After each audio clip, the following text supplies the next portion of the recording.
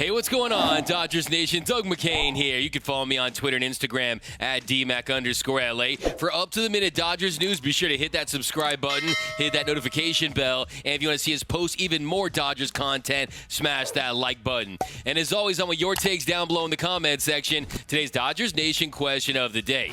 Do you think the signing of Tommy Kahnle was a good signing or a bad signing? And do you think he can still have an impact on the Dodgers? And also, on a scale of 1 to 10, what is your confidence level in the bullpen with 12 games to play heading into the postseason? I want all your takes down below in the comment section.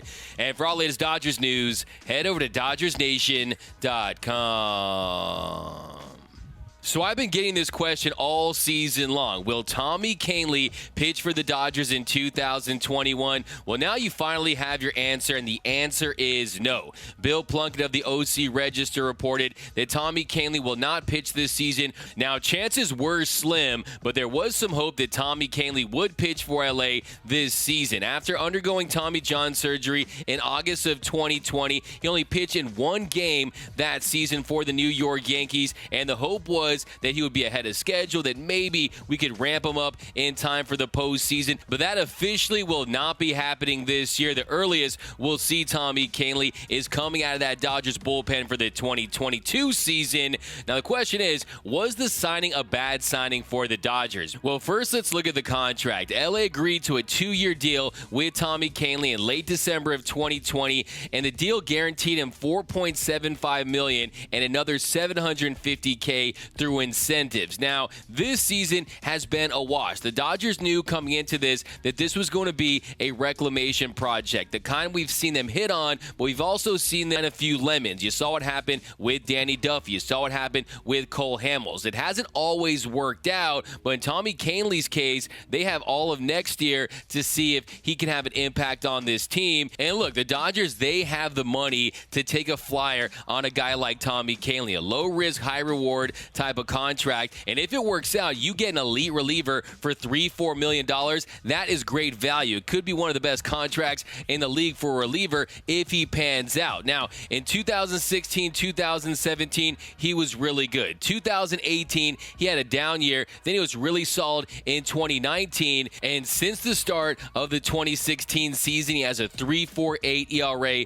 a 3.05 FIP. He's averaging 12.4 strikeouts per 9, and that's what really excites me about the potential to have Tommy Kahnle be elite for the Dodgers, because this guy can miss bats. He's got that overpowering fastball. He's got that filthy changeup, and that's helped him have a 15.9% swinging strike rate and a 32.8% opponent's chase rate on pitches outside of the zone. So the Dodgers could definitely use that, a guy that can go in there, not a pitch-to-contact guy like we see with a Bruce Dart Gratterall or some of the guys coming out of the Dodgers pen. Tommy Kahnle gives guys a different look. And then also Kenley Jansen, he's going to be a free agent after this season. Also, Joe Kelly, he has a club option for $12 million. Will the Dodgers decide to pick that up? We'll see how his year finishes out. We'll see how he does in the postseason. But Tommy Kahnle is a guy that can step in and be a high leverage reliever if he's right. So I know why the Dodgers signed him. It was really for the 2022 season. 2021 would have been icing on the cake. It would have been great, but I think the safe bet is to see him coming out and be a high leverage guy in 2020. Serious progress, and I think he can be a potential long man out of the pen. And then there's Corey Knebel. I think the evil Knebel is the X factor for the Dodgers bullpen for the last 12 games and in the postseason, because if he looks like 2017, 2018 all-star lights out Corey Knebel, it is going to go a long way for LA's pen and how they take care of business late in games, because since he's came back from that oblique injury, he's posted a 2.79 ERA, a 1.14 WHIP, a K percentage of 27.5%, a walk percentage of 12.5%. Opponents are hitting 171 off him.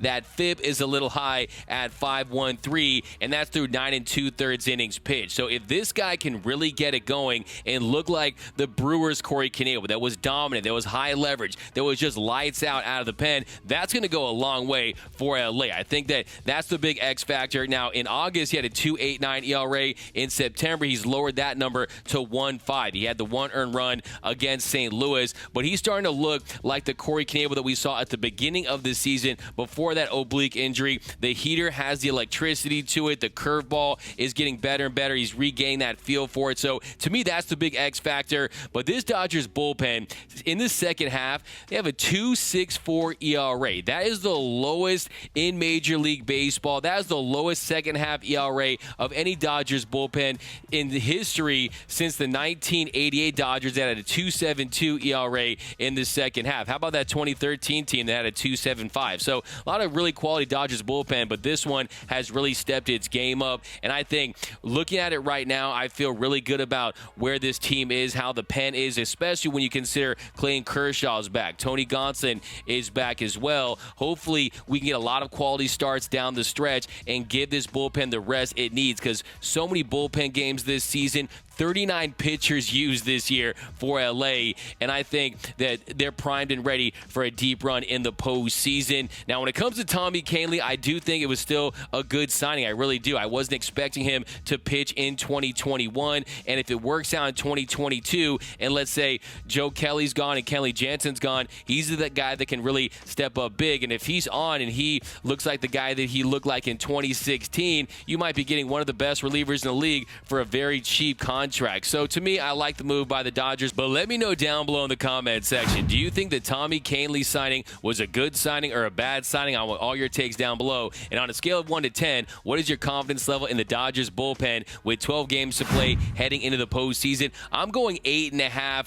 Blake Trinan, Kenley Jansen, they've looked the part, and there's a lot of pieces. The Vesia has been a rising star. Phil Bickford has been solid, although he has been letting some fastballs leak over the middle, but I think that he'll get it going too. So Joe Kelly's been really good this year as well. A lot of depth, I think, at this point with this Dodgers pen, and a lot of wild card pitchers as well. So let me know down below in the comment section on all your takes on the Dodgers pen and Tommy Kahnle. My name is Doug McCain. You can follow me on Twitter and Instagram at DMAC_LA. For up-to-the-minute Dodgers news, hit that subscribe button, hit that notification bell, and if you want to see us post even more Dodgers content, smash that like button. For all latest Dodgers Nation merch, head over to GearUp.LA. Download the Dodgers Nation app for my Android and iPhone users. For latest Dodgers news, head over to DodgersNation.com. And until next time, think blue, bleed blue, and I'm out.